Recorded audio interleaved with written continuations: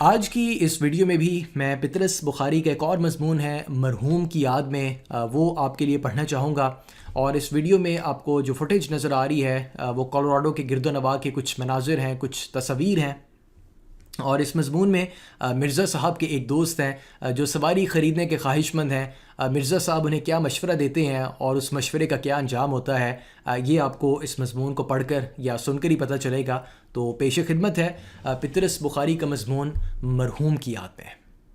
ایک دن مرزا صاحب اور میں برآمدے میں ساتھ ساتھ کرسیاں ڈالے چپ چاپ بیٹھے تھے۔ جب دوستی بہت پرانی ہو جائے تو گفتگو کی چندہ ضرورت باقی نہیں رہتی اور دوست ایک دوسرے کی خاموشی سے بھی لطف اندوز ہو سکتے ہیں۔ یہی حالت ہماری تھی۔ ہم دونوں اپنے اپنے خیالوں میں غرق تھے۔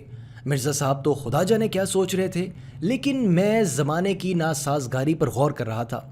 دور سڑک پر تھوڑے تھوڑے وقفے کے بعد ایک موٹر کار گزر جاتی تھی۔ میری طبیعت کچھ ایسی واقع ہوئی ہے کہ میں جب بھی کسی موٹر کار کو دیکھوں مجھے زمانے کی ناسازگاری کا خیال ضرور ستانے لگتا ہے، اور میں کوئی ایسی ترکیب سوچنے لگتا ہوں جس سے دنیا کی تمام دولت سب انسانوں میں برابر تقسیم کی جا سکے۔ اگر میں سڑک پر پیدل جا رہا ہوں اور کوئی موٹر اس ادا سے گزر جائے کہ گرد و غبار میرے پھیپھڑوں، میرے دماغ اور میرے معدے تک پہنچ جائے، تو اس دن میں گھر آ کر علم کیمیا کی وہ کتاب نکال لیتا ہوں جو میں نے ایف اے میں پڑھی تھی، اور اس غرض سے اس کا مطالعہ کرنے لگتا ہوں کہ شاید بم بنانے کا کوئی نسخہ ہاتھ آ جائے۔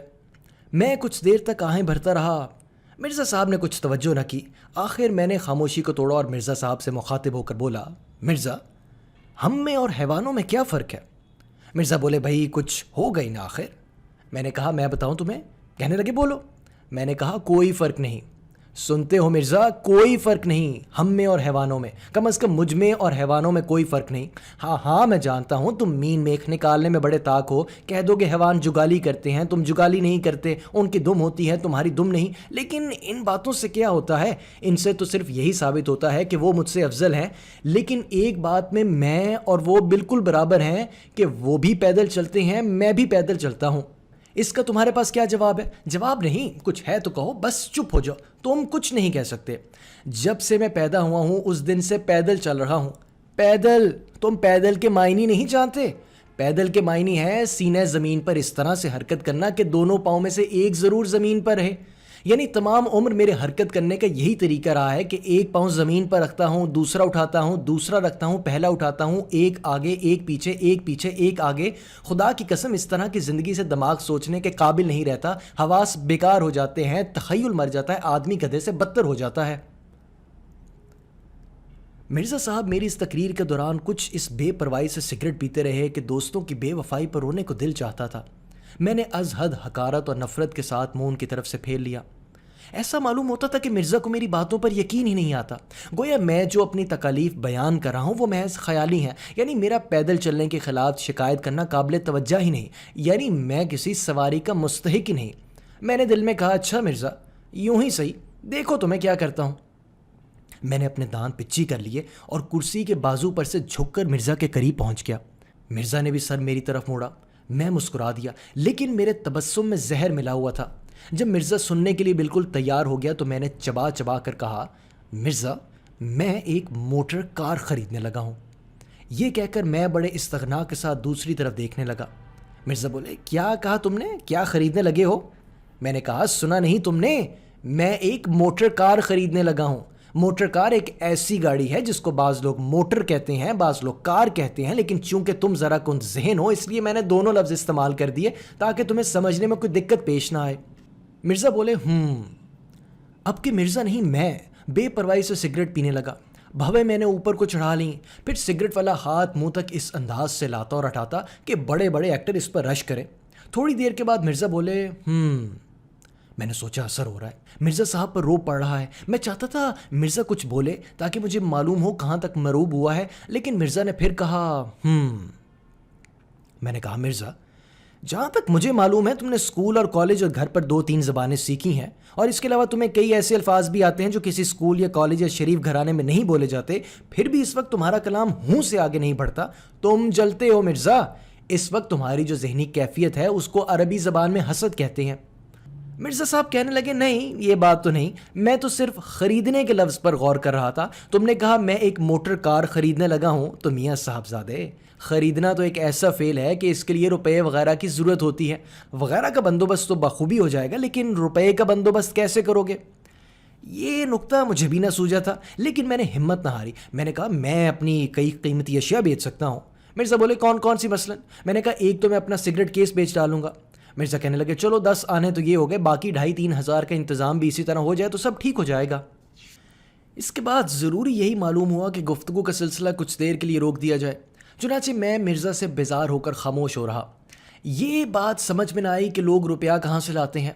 بہت سوچا, آخر اس نتیجے پر پہنچا کہ لوگ چوری کرتے ہیں. اس سے ایک گونا اطمینان ہوا. مرزا بولے میں تمہیں ایک ترکیب بتاؤں, ایک بائی سائیکل لے لو. میں نے کہا وہ روپے کا مسئلہ تو پھر جوں کا توں رہا. کہنے لگے مفت. میں نے حیران ہو کر پوچھا مفت؟ وہ کیسے؟ کہنے لگے مفت ہی سمجھو, آخر دوست سے قیمت لینا بھی کہاں کی شرافت ہے. البتہ تم ہی احسان قبول کرنا گوارا نہ کرو تو اور بات ہے. ایسے موقع پر جو ہنسی میں ہنستا ہوں اس میں معصوم بچے کی مسرت, جوانی کی خوش دلی, ابلتے ہوئے فواروں کی موسیقی اور بلبلوں کا نغمہ سب ایک دوسرے کے ساتھ ملے ہوتے ہیں. چنانچہ میں یہ ہنسی ہنسا اور اس طرح ہنسا کہ کھلی ہوئی باچیں پھر گھنٹوں تک اپنی اصلی جگہ پر واپس نہ آئیں. جب مجھے یقین ہو گیا کہ یک لخت کوئی خوشخبری سننے سے دل کی حرکت بند ہو جانے کا جو خطرہ ہوتا ہے اس سے محفوظ ہوں, تو میں نے پوچھا ہے کس کی؟ مرزا بولے میرے پاس ایک بائی سائیکل پڑی ہے, تم لے لو. میں نے کہا پھر کہنا. کہنے لگے بھائی ایک بائی سائیکل میرے پاس ہے, جب میری ہے تو تمہاری ہے, تم لے لو. یقین مانیے مجھ پر گھڑوں پانی پڑ گیا. شرم کے مارے میں پسینہ پسینہ ہو گیا. 14ویں صدی میں ایسی بے غرضی اور اثار بھلا کہاں دیکھنے میں آتا ہے. میں نے کرسی سرکا کر مرزا کے پاس کر لی. سمجھ میں نہ آیا کہ اپنی ندامت کا اظہار کن الفاظ میں کروں. میں نے کہا مرزا صاحب, سب سے پہلے تو میں اس گستاخی اور درشتی اور بے ادبی کے لیے معافی مانگتا ہوں جو ابھی میں نے تمہارے ساتھ گفتگو میں روا رکھی. دوسرے, آج میں تمہارے سامنے ایک اعتراف کرنا چاہتا ہوں اور امید کرتا ہوں کہ تم میری صاف گوئی کی داد دو گے اور مجھے اپنی رحم دلی کے صدقے معاف کر دو گے. میں ہمیشہ تم کو از حد کمینہ, خود غرض اور عیار انسان سمجھتا رہا ہوں. دیکھو ناراض مت ہونا, انسان سے غلطی ہو ہی جاتی ہے, لیکن آج تم نے اپنی شرافت اور دوست پروری کا ثبوت دیا ہے اور مجھ پر ثابت کر دیا کہ میں کتنا قابل نفرت, تنگ خیال اور حقیر شخص ہوں. مجھے معاف کر دو. میری آنکھوں میں آنسو بھر آئے. قریب تھا کہ میں مرزا کے ہاتھ کو بوسہ دیتا اور اپنے آنسوؤں کو چھپانے کے لیے اس کی گود میں سر رکھ دیتا. مرزا صاحب کہنے لگے واہ, اس میں میری فیاضی کیا ہوئی؟ میرے پاس ایک بائی سائیکل ہے, جیسے میں سوار ہوا ویسے تم سوار ہوئے. میں نے کہا مرزا مفت تو میں نہ لوں گا, یہ ہرگز نہیں ہو سکتا. مرزا کہنے لگے بس میں اسی بات سے ڈرتا تھا. تم حساس اتنے ہو کہ کسی کا احسان لینا گوارا نہیں کرتے, حالانکہ خدا گواہ ہے احسان اس میں کوئی نہیں. میں نے کہا خیر کچھ بھی صحیح, تم سچ مچ مجھے اس کی قیمت بتا دو. مرزا بولے قیمت کا ذکر کر کے تم گویا مجھے کانٹوں میں گھسیٹتے ہو, اور جس قیمت پر میں نے خریدی تھی وہ تو بہت زیادہ تھی اور اب تو وہ اتنے کی رہی بھی نہیں. میں نے پوچھا تم نے کتنے میں خریدی تھی؟ کہنے لگے میں نے 250 میں لی تھی, لیکن اس زمانے میں بائی سائیکلوں کا رواج ذرا کم تھا, اس لیے قیمتیں ذرا زیادہ تھیں. میں نے کہا کہ بہت پرانی ہے. بولے نہیں ایسی پرانی بھی کیا ہوتی, میرا لڑکا اس پر کالج آیا جایا کرتا تھا اور اسے کالج چھوڑے ابھی 2 سال بھی نہیں ہوئے. لیکن اتنا ضرور ہے کہ آج کل کی بائی سائیکلوں سے ذرا مختلف ہے. آج کل تو بائی سائیکل ٹین کی بنتی ہے جنہیں کالج کے سر پھرے لونڈے سستی سمجھ کر خرید لیتے ہیں. پرانی بائی سائیکلوں کے ڈھانچے مضبوط ہوا کرتے تھے. مگر مرزا 250 روپے تو میں ہرگز نہیں دے سکتا. اتنے روپے میرے پاس کہاں سے آئے؟ میں تو اس سے آدھی قیمت بھی نہیں دے سکتا. مرزا کہنے لگے تو میں تم سے پوری قیمت تھوڑی مانگتا ہوں, اول تو قیمت لینا نہیں چاہتا, لیکن میں نے کہا نہ مرزا قیمت تو تمہیں لینی پڑے گی. اچھا تم یوں کرو, میں تمہاری جیب میں کچھ روپے ڈال دیتا ہوں, تم گھر جا کے گن لینا. اگر تمہیں منظور ہوئے تو کل بائی سائیکل بھیج دینا, ورنہ روپے واپس کر دینا. اب یہاں بیٹھ کر میں تم سے سودا چکاؤں, یہ تو کچھ دکانداروں کی سی بات معلوم ہوتی ہے. مرزا بولے بھائی جیسے تمہاری مرضی, میں تو اب بھی یہی کہتا ہوں کہ قیمت جانے دو, لیکن میں جانتا ہوں کہ تم نہ مانو گے. میں اٹھ کر اندر کمرے میں آیا. میں نے سوچا استعمال شدہ چیز کی لوگ عام طور پر آدھی قیمت دیتے ہیں, لیکن جب میں نے مرزا سے کہا تھا کہ میں تو آدھی قیمت بھی نہیں دے سکتا تو مرزا اس پر معترض نہ ہوا تھا. وہ بیچارہ تو بلکہ یہی کہتا تھا کہ تم مفت ہی لے لو. لیکن مفت میں کیسے لے لوں؟ آخر بائی سائیکل ہے, ایک سواری ہے, گھوڑوں اور موٹروں اور ٹانگوں کے زمرے میں شمار ہوتی ہے. بکس کھولا تو معلوم ہوا کہ ہست بود کل 46 روپے ہیں. 46 روپے تو کچھ ٹھیک رقم نہیں. 45 یا 50 ہوں جب بھی بات ہے. 50 تو ہو نہیں سکتے, اور اگر 45 ہی دینے ہیں تو 40 کیوں نہ دیے جائیں. جن رقموں کے آخر میں صفر آتا ہے وہ رقمیں کچھ زیادہ معقول معلوم ہوتی ہیں. بس ٹھیک ہے 40 روپے دے دوں گا, خدا کرے مرزا قبول کر لے. باہر آیا, 40 روپے مٹھی میں بند کر کے میں نے مرزا کی جیب میں ڈال دی اور کہا, مرزا اس کو قیمت نہ سمجھنا, لیکن اگر ایک مفلس دوست کی حقیر سی رقم منظور کرنا تمہیں اپنی توہین معلوم نہ ہو تو کل بائیسیکل بھجوا دینا. مرزا چلنے لگے تو میں نے پھر کہا, مرزا کل ضرور صبح بھجوا دینا. رخصت ہونے سے پہلے میں نے ایک دفعہ پھر کہا, کل صبح 8-9 بجے تک پہنچ جائے, دیر نہ کرنا, خدا حافظ. اور دیکھو مرزا, میرے تھوڑے سے روپوں کو بھی زیادہ سمجھنا, خدا حافظ. اور تمہارا بہت بہت شکریہ, میں تمہارا بہت ممنون ہوں, اور میری گستاخی کو معاف کر دینا. دیکھو نا, کبھی کبھی یوں ہی بے تکلفی میں, کل صبح 8-9 بجے تک ضرور, خدا حافظ. رات کو بستر پر لیٹا تو بائی سائیکل پر سیر کرنے کے مختلف پروگرام تجویز کرتا رہا. یہ ارادہ تو پختہ کر لیا کہ 2-3 دن کے اندر ارد گرد کی تمام مشہور تاریخی عمارات اور کھنڈروں کو نئے سرے سے دیکھ ڈالوں گا. اس کے بعد اگلے گرمی کے موسم میں ہو سکا تو بائی سائیکل پر کشمیر وغیرہ کی سیر کروں گا. صبح کی ہوا خوری کے لیے ہر روز نہر تک جایا کروں گا. شام کو ٹھنڈی سڑک پر جہاں اور لوگ سیر کو نکلیں گے, میں بھی سڑک کی صاف شفاف سطح پر ہلکے خاموشی کے ساتھ ہاتھی دانت کی ایک گیند کی مانند گزر جاؤں گا. ڈوبتے ہوئے آفتاب کی روشنی بائی سائیکل کے چمکیلے حصوں پر پڑے گی تو بائی سائیکل جگمگا اٹھے گی, اور ایسا معلوم ہوگا جیسے ایک راج ہنس زمین کے ساتھ اڑ رہا ہے. وہ مسکراہٹ جس کا میں اوپر ذکر کر چکا ہوں ابھی تک میرے ہونٹوں پر کھیل رہی تھی. بارہا دل چاہا کہ ابھی بھاگ کر جاؤں اور اسی وقت مرزا کو گلے لگا لوں. رات کو خواب میں دعائیں مانگتا رہا کہ خدایا مرزا بائی سائیکل دینے پر رضامند ہو جائے. صبح اٹھا تو اٹھنے کے ساتھ ہی نوکر نے خوشخبری سنائی کہ حضور وہ بائی سائیکل آ گئی ہے. میں نے کہا, اتنی سویرے؟ نوکر نے کہا, وہ تو رات ہی کو آ گئی تھی, آپ سو گئے تھے, میں نے جگانا مناسب نہ سمجھا, اور ساتھ ہی مرزا صاحب کا آدمی ڈھبریاں کسنے کا ایک اوزار بھی دے گیا ہے. میں حیران تو ہوا کہ مرزا صاحب نے سائیکل بھجوانے میں اس قدر اجلت سے کام کیوں لیا, لیکن اس نتیجے پر پہنچا کہ آدمی نہایت شریف اور دیانت دار ہے. روپے لے لیے تھے تو بائی سائیکل کیوں روک رکھتے. جلدی چائے پی, غسل خانے میں بڑے جوش و خروش کے ساتھ چل چمبیلی باغ میں گاتا رہا. اس کے بعد کپڑے بدلے, اوزار کو جیب میں ڈالا اور کمرے سے باہر نکلا. برآمدے میں آیا تو برآمدے کے ساتھ ہی ایک عجیب و غریب مشین پر نظر پڑی. ٹھیک طرح پہچان نہ سکا کہ یہ کیا چیز ہے. نوکر سے دریافت کیا, کیوں بے یہ کیا چیز ہے؟ نوکر بولا, حضور یہ بائی سائیکل ہے. میں نے کہا, بائی سائیکل؟ کس کی بائی سائیکل؟ کہنے لگا, مرزا صاحب نے بھجوائی ہے آپ کے لیے. میں نے کہا, اور جو بائی سائیکل رات کو انہوں نے بھیجی تھی وہ کہاں گئی؟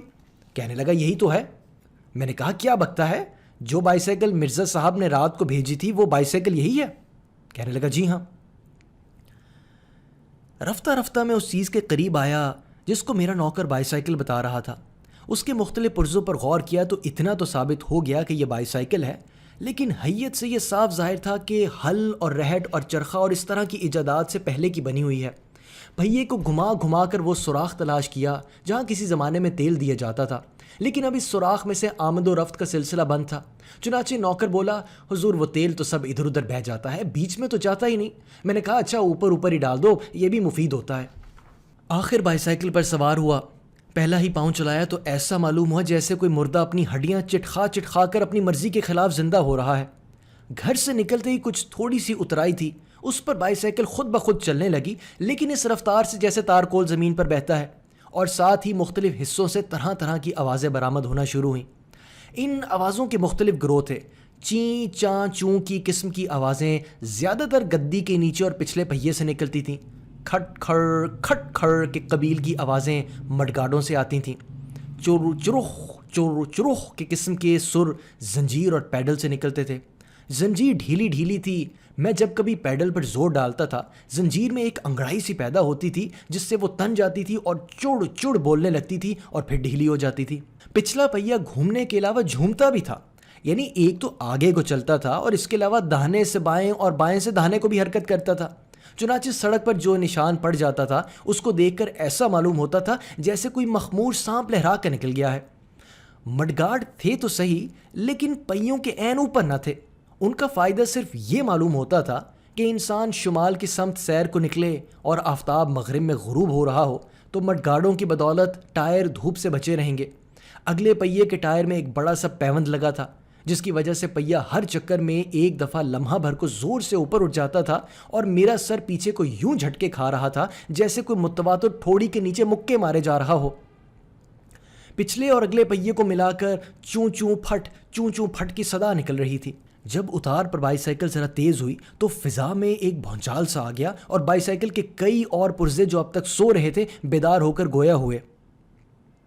ادھر ادھر کے لوگ چونکے، ماؤں نے اپنے بچوں کو اپنے سینے سے لگا لیا۔ کھڑ کھڑ کے بیچ میں پہیوں کی آواز جدا سنائی دے رہی تھی، لیکن چونکہ بائی سائیکل اب پہلے سے تیز تھی اس لیے چوں چوں پھٹ کی آواز نے چوں چوں پھٹ کی صورت اختیار کر لی تھی۔ تمام بائی سائیکل کسی افریقی زبان کی گردانیں دہرا رہی تھی۔ اس قدر تیز رفتاری بائی سائیکل کی طبع نازک پر گراں گزری، چنانچہ اس میں یکلخت دو تبدیلیاں واقع ہو گئیں۔ ایک تو ہینڈل ایک طرف کو مڑ گیا، جس کا نتیجہ یہ ہوا کہ میں جا تو سامنے کو رہا تھا لیکن میرا تمام جسم دائیں طرف کو مڑا ہوا تھا۔ اس کے علاوہ بائی سائیکل کی گدی دفعتاً 6 انچ کے قریب نیچے بیٹھ گئی، چنانچہ جب پیڈل چلانے کے لیے میں ٹانگیں اوپر نیچے کر رہا تھا تو میرے گھٹنے میری تھوڑی تک پہنچ جاتے تھے۔ کمر دوہری ہو کر باہر کو نکلی ہوئی تھی اور ساتھ ہی اگلے پہیے کی اٹکیلیوں کی وجہ سے سر برابر جھٹکے کھا رہا تھا۔ گدی کا نیچے ہو جانا از حد تکلیف دہ ثابت ہوا، اس لیے میں نے مناسب یہی سمجھا کہ اس کو ٹھیک کر لوں۔ چنانچہ میں نے بائی سائیکل کو ٹھہرا لیا اور نیچے اترا۔ بائی سائیکل کے ٹھہر جانے سے یک لخت جیسے دنیا میں خاموشی سی چھا گئی۔ ایسا معلوم ہوا جیسے میں کسی ریل کے اسٹیشن سے نکل کر باہر آ گیا ہوں۔ جیب سے میں نے اوزار نکالا، گدی کو اونچا کیا، کچھ ہینڈل کو ٹھیک کیا اور دوبارہ سوار ہو گیا۔ 10 قدم بھی نہ چلنے پایا تھا کہ اب کے ہینڈل یک لخت نیچا ہو گیا، اتنا کہ گدی اب ہینڈل سے کوئی فٹ بھر اونچی تھی۔ میرا تمام جسم آگے کو جھکا ہوا تھا، تمام بوجھ دونوں ہاتھوں پر تھا جو ہینڈل پر رکھے تھے اور برابر جھٹکے کھا رہے تھے۔ آپ میری حالت کو تصور کریں تو آپ کو معلوم ہوگا کہ میں دور سے ایسا معلوم ہو رہا تھا جیسے کوئی عورت آٹا گوندھ رہی ہو۔ مجھے اس مشابہت کا احساس بہت تیز تھا جس کی وجہ سے میرے ماتھے پر پسینہ آ گیا۔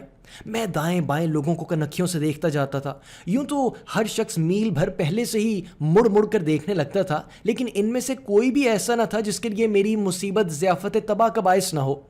ہینڈل تو نیچا ہو ہی گیا تھا، تھوڑی دیر کے بعد گدی بھی پھر نیچی ہو گئی اور میں ہمتاً زمین کے قریب پہنچ گیا۔ ایک لڑکے نے کہا، دیکھو یہ آدمی کیا کر رہا ہے؟ گویا اس بدتمیز کے نزدیک میں کوئی کرتب دکھا رہا تھا۔ میں نے اتر کر پھر ہینڈل اور گدی کو اونچا کیا، لیکن تھوڑی دیر کے بعد ان میں سے ایک نہ ایک پھر نیچا ہو جاتا۔ وہ لمحے جن کے دوران میں میرے ہاتھ اور میرا جسم دونوں ہی بلندی پر واقع ہوں بہت ہی کم تھے، اور ان میں بھی یہی سوچتا رہتا تھا کہ اب کہ گدی پہلے بیٹھے گی یا ہینڈل۔ چنانچہ نڈر ہو کر نہ بیٹھتا بلکہ جسم کو گدی سے قدرے اوپر ہی رکھتا، لیکن اس سے ہینڈل پر اتنا بوجھ پڑ جاتا کہ وہ نیچا ہو جاتا۔ جب 2 میل گزر گئے اور بائی سائیکل کی اٹھک بیٹھک نے ایک مقرر باقاعدگی اختیار کر لی تو فیصلہ کیا کہ کسی مستری سے پیچ کسوا لینے چاہیے۔ چنانچہ بائی سائیکل کو ایک دکان پر لے گیا۔ بائی سائیکل کی کھڑ کھڑ سے دکان میں جتنے لوگ کام کر رہے تھے سب کے سب اٹھ کر میری طرف دیکھنے لگے، لیکن میں نے جی کڑا کر کے کہا، ذرا اس کی مرمت کر دیجئے۔ ایک مستری آگے بڑھا، لوہے کی ایک سلاخ اس کے ہاتھ میں تھی جس سے اس نے مختلف حصوں کو بڑی بے دردی سے ٹھوک بجا کر دیکھا۔ معلوم ہوتا تھا اس نے بڑی تیزی کے ساتھ سب حالات کا اندازہ لگا لیا ہے، لیکن پھر بھی مجھ سے پوچھنے لگا، کس کس پرزے کی مرمت کرائیے گا؟ میں نے کہا، بڑے گستاخ ہو، تم دیکھتے نہیں کہ صرف ہینڈل اور گدی کو ذرا اونچا کر کے کسوانا ہے، بس اور کیا؟ ان کو مہربانی کر کے فوراً ٹھیک کر دو اور بتاؤ کتنے پیسے ہوئے؟ مستری نے کہا، مڈ گارڈ بھی ٹھیک نہ کر دوں؟ میں نے کہا، ہاں وہ بھی ٹھیک کر دو۔ کہنے لگا، اگر آپ باقی چیزیں بھی ٹھیک کرا لیں تو اچھا ہو۔ میں نے کہا، اچھا کر دو۔ بولا، یوں تھوڑا ہو سکتا ہے، 10-15 دن کا کام ہے، آپ اسے ہمارے پاس چھوڑ جائیے۔ اور پیسے کتنے لوگے؟ کہنے لگا، بس 40 روپے لگیں گے۔ ہم نے کہا، بس جی، جو کام تم سے کہا ہے کر دو اور باقی ہمارے معاملات میں دخل مت دو۔ تھوڑی دیر میں ہینڈل اور گدی پھر اونچی کر کے کس دی گئی۔ میں چلنے لگا تو مستری نے کہا، میں نے کس تو دیا ہے لیکن پیچ سب گھسے ہوئے ہیں، ابھی تھوڑی دیر میں پھر ڈھیلے ہو جائیں گے۔ میں نے کہا، بدتمیز کہیں کا، تو 2 آنے پیسے مفت میں لے لیے۔ بولا، جناب آپ کو بائی سائیکل بھی تو مفت میں ملی ہوگی، یہ آپ کے دوست مرزا صاحب کی ہے نا؟ للو، یہ وہی بائی سائیکل ہے جو پچھلے سال مرزا صاحب یہاں بیچنے کو لائے تھے، پہچانی تم نے؟ بھائی صدیاں ہی گزر گئیں لیکن اس بائی سائیکل کی خطا معاف ہونے میں نہیں آتی۔ میں نے کہا، واہ، مرزا صاحب کے لڑکے اس پر کالج جایا کرتے تھے اور ان کو ابھی کالج چھوڑے 2 سال بھی نہیں ہوئے۔ مستری نے کہا، ہاں وہ تو ٹھیک ہے، لیکن مرزا صاحب خود جب کالج میں پڑھتے تھے تو ان کے پاس بھی تو یہی بائی سائیکل تھی۔ میری طبیعت یہ سن کر کچھ مردہ سی ہو گئی۔ میں بائی سائیکل کو ساتھ لیے آہستہ آہستہ پیدل چل پڑا، لیکن پیدل چلنا بھی مشکل تھا۔ اس بائی سائیکل کے چلانے میں ایسے پٹھوں پر زور پڑتا تھا جو عام بائی سائیکلوں کو چلانے میں استعمال نہیں ہوتے، اس لیے ٹانگوں اور کندھوں اور کمر اور بازوؤں میں جا بجا درد ہو رہا تھا۔ مرزا کا خیال رہ رہ کر آتا تھا، لیکن میں ہر بار کوشش کر کے اسے دل سے ہٹا دیتا تھا، ورنہ میں پاگل ہو جاتا اور جنون کی حالت میں پہلی حرکت مجھ سے یہ سرزد ہوتی کہ مرزا کے مکان کے سامنے بازار میں ایک جلسہ منعقد کرتا جس میں مرزا کی مکاری، بے ایمانی اور دغا بازی پر ایک طویل تقریر کرتا، کل بنی نوع انسان اور آئندہ آنے والی نسلوں کو مرزا کی ناپاک فطرت سے آگاہ کر دیتا اور اس کے بعد ایک چتا جلا کر اس میں زندہ جل کر مر جاتا۔ میں نے بہتر یہی سمجھا کہ جس طرح ہو سکے اب اس بائی سائیکل کو اونے پونے داموں میں بیچ کر جو وصول ہو اسی پر صبر شکر کروں، بلا سے 10-15 روپے کا خسارہ ہی صحیح، 40 کے 40 روپے تو ضائع نہ ہوں گے۔ راستے میں بائی سائیکلوں کی ایک اور دکان آئی، وہاں ٹھہر گیا۔ دکاندار بڑھ کر میرے پاس آیا، لیکن میری زبان کو جیسے قفل لگ گیا تھا۔ عمر بھر کسی چیز کے بیچنے کی نوبت نہ آئی تھی، مجھے یہ بھی معلوم نہیں کہ ایسے موقع پر کیا کہتے ہیں۔ آخر بڑے سوچ بچار اور بڑے تامل کے بعد منہ سے صرف اتنا نکلا کہ یہ بائی سائیکل ہے۔ دکاندار کہنے لگا پھر؟ میں نے کہا لوگے؟ کہنے لگا کیا مطلب؟ میں نے کہا بیچتے ہیں ہم۔ دکاندار نے مجھے ایسی نظر سے دیکھا کہ مجھے یہ محسوس ہوا کہ مجھ پر چوری کا شبہ کر رہا ہے۔ پھر بائی سائیکل کو دیکھا، پھر مجھے دیکھا، پھر بائی سائیکل کو دیکھا۔ ایسا معلوم ہوتا تھا کہ فیصلہ نہیں کر سکتا آدمی کون سا ہے اور بائی سائیکل کون سی ہے۔ آخر کار بولا کیا کریں گے آپ اس کو بیچ کر؟ ایسے سوالوں کا خدا جانے کیا جواب ہوتا ہے۔ میں نے کہا کیا تم یہ پوچھنا چاہتے ہو کہ جو روپے مجھے وصول ہوں گے ان کا مصرف کیا ہوگا؟ کہنے لگا وہ تو ٹھیک ہے، مگر کوئی اس کو لے کر کرے گا کیا؟ میں نے کہا اس پر چڑھے گا اور کیا کرے گا؟ کہنے لگا اچھا چڑھ گیا پھر؟ میں نے کہا پھر کیا، پھر چلائے گا اور کیا؟ دکاندار بولا اچھا خدا بخش ذرا یہاں آنا، یہ بائی سائیکل بکنے آئی ہے۔ جن حضرت کا اسم گرامی خدا بخش تھا انہوں نے بائی سائیکل کو دور ہی سے یوں دیکھا جیسے بو سونگھ رہے ہوں۔ اس کے بعد دونوں نے آپس میں مشورہ کیا۔ آخر میں وہ جن کا نام خدا بخش نہیں تھا میرے پاس آئے اور کہنے لگے تو آپ سچ مچ بیچ رہے ہیں؟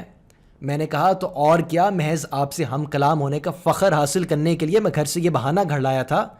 کہنے لگے تو کیا لیں گے آپ؟ میں نے کہا تم ہی بتاؤ۔ کہنے لگا 3 روپے دوں گا اس کے۔ میرا خون کھول اٹھا اور میرے ہاتھ پاؤں اور ہونٹ غصے کے مارے کانپنے لگے۔ میں نے کہا او صنعت و حرفت سے پیٹ پالنے والے نچلے طبقے کے انسان، مجھے اپنی توہین کی پرواہ نہیں، لیکن تو نے اپنی بےہودہ گفتاری سے اس بے زبان چیز کو جو صدمہ پہنچایا ہے اس کے لیے میں تجھے قیامت تک معاف نہیں کر سکتا۔ یہ کہہ کر میں بائی سائیکل پر سوار ہو گیا اور اندھا دھند پاؤں چلانے لگا۔ مشکل سے 20 قدم گیا ہوں گا کہ مجھے ایسا معلوم ہوا جیسے زمین یک لخت اچھل کر مجھ سے آ لگی ہے۔ آسمان میرے سر پر سے ہٹ کر میری ٹانگوں کے بیچ میں سے گزر گیا اور ادھر ادھر کی عمارتوں نے ایک دوسرے کے ساتھ اپنی اپنی جگہ بدل لی ہے۔ حواس بجا ہوئے تو معلوم ہوا میں زمین پر اس بے تکلفی سے بیٹھا ہوں گویا بڑی مدت سے مجھے اس بات کا شوق تھا جو آج پورا ہوا۔ ارد گرد کے کچھ لوگ جمع تھے جس میں سے اکثر ہنس رہے تھے۔ سامنے دکان تھی جہاں ابھی ابھی میں نے اپنی ناکام گفت و شنید کا سلسلہ منقطع کیا تھا۔ میں نے اپنے گرد و پیش پر غور کیا تو معلوم ہوا کہ میری بائی سائیکل کا اگلا پہیہ بالکل الگ ہو کر لڑکھڑاتا ہوا سڑک کے اس پار جا پہنچا ہے اور باقی سائیکل میرے پاس پڑی ہے۔ میں نے فوراً اپنے آپ کو سنبھالا، جو پہیہ الگ ہو گیا تھا اس کو ایک ہاتھ میں اٹھایا، دوسرے ہاتھ میں باقی ماندہ بائی سائیکل کو تھاما اور چل کھڑا ہوا۔ جب میں یہ سب کچھ اٹھا کر چل دیا تو میں نے اپنے آپ سے پوچھا کہ یہ تم کیا کر رہے ہو؟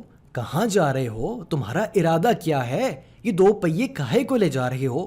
سب سوالوں کا جواب یہی ملا کہ دیکھا جائے گا، فی الحال تم یہاں سے چل دو، سب لوگ تمہیں دیکھ رہے ہیں، سر اونچا رکھو اور چلتے جاؤ، جو ہنس رہے ہیں انہیں ہنسنے دو۔ اس قسم کے بےہودہ لوگ ہر قوم اور ہر ملک میں پائے جاتے ہیں۔ آخر ہوا کیا؟ محض ایک حادثہ، بس دائیں بائیں مت دیکھو، چلتے جاؤ۔ لوگوں کے ناشائستہ کلمات بھی سنائی دے رہے تھے۔ ایک آواز آئی، بس حضرت غصہ تھوک ڈالیے۔ ایک دوسرے صاحب بولے، بے حیا بائی سائیکل، گھر پہنچ کے تجھے مزہ چکھاؤں گا۔ ایک والد اپنے لخت جگر کی انگلی پکڑے جا رہے تھے، میری طرف اشارہ کر کے کہنے لگے، دیکھو بیٹا یہ سرکس کی بائی سائیکل ہے، اس کے دونوں پہیے الگ الگ ہوتے ہیں۔ لیکن میں چلتا گیا۔ تھوڑی دیر کے بعد میں آبادی سے دور نکل گیا۔ اب میری رفتار میں ایک عظمیت پائی جاتی تھی۔ میرا دل جو کئی گھنٹوں سے ایک کشمکش میں پیچ و تاب کھا رہا تھا اب بہت ہلکا ہو گیا تھا۔ میں چلتا گیا حتیٰ کہ دریا پر جا پہنچا۔ پل کے اوپر کھڑے ہو کر میں نے دونوں پہیوں کو ایک ایک کر کے اس بے پرواہی کے ساتھ دریا میں پھینک دیا جیسے کوئی لیٹر باکس میں خط ڈالتا ہے، اور واپس شہر کو روانہ ہو گیا۔ سب سے پہلے مرزا کے گھر گیا۔ دروازہ کھٹکھٹایا۔ مرزا بولے اندر آ جاؤ۔ میں نے کہا آپ ذرا باہر تشریف لائیے، میں آپ جیسے خدا رسیدہ بزرگ کے گھر میں وضو کیے بغیر کیسے داخل ہو سکتا ہوں؟ باہر تشریف لائے تو میں نے وہ اوزار ان کی خدمت میں پیش کیا جو انہوں نے بائی سائیکل کے ساتھ مفتی مجھ کو عنایت فرمایا تھا، اور کہا مرزا صاحب آپ ہی اس اوزار سے شوق فرمایا کیجئے، میں اب اس سے بے نیاز ہو چکا ہوں۔ گھر پہنچ کر میں نے پھر علم کیمیا کی اس کتاب کا مطالعہ شروع کیا جو میں نے ایف اے میں پڑھی تھی۔ بہت شکریہ۔